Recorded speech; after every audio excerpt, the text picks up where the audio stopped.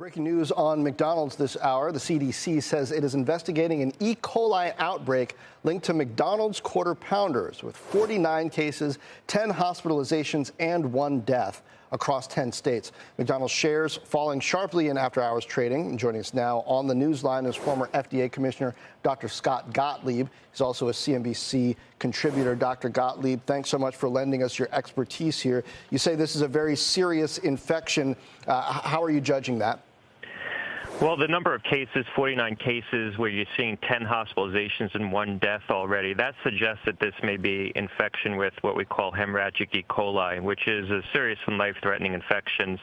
Symptoms usually begin 3 to 4 days after exposure, so it's not clear how early we are in the course of the exposure and how many people might have been exposed. There may still be cases that become identified.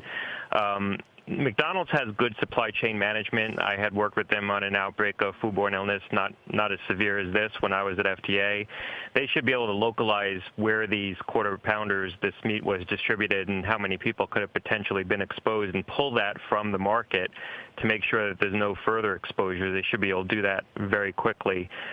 For consumers who may have eaten there or be worried about this, just by way of background on the syndrome, the symptoms usually include abdominal pain and diarrhea. The diarrhea can turn bloody, and that's why they call it hemorrhagic E. coli.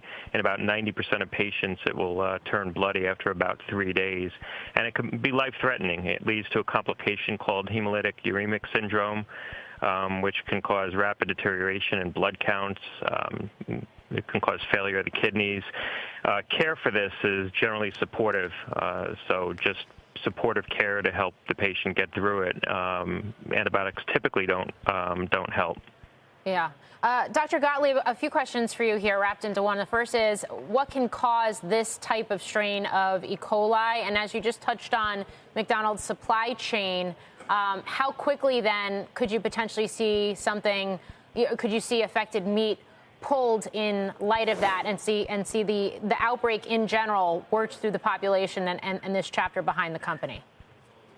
Well, we don't know when the exposure was and how long it's been going on. I would expect that it's probably something that happened fairly recently in terms of when it got into the supply chain and when people got exposed to it, assuming that it is this particular strain of E. coli, because, again, these cases would manifest fairly quickly, within 3 to 4 days, and they're severe enough that they would present for treatment. I think that's what you're seeing with 10 hospitalizations and 49 identified cases.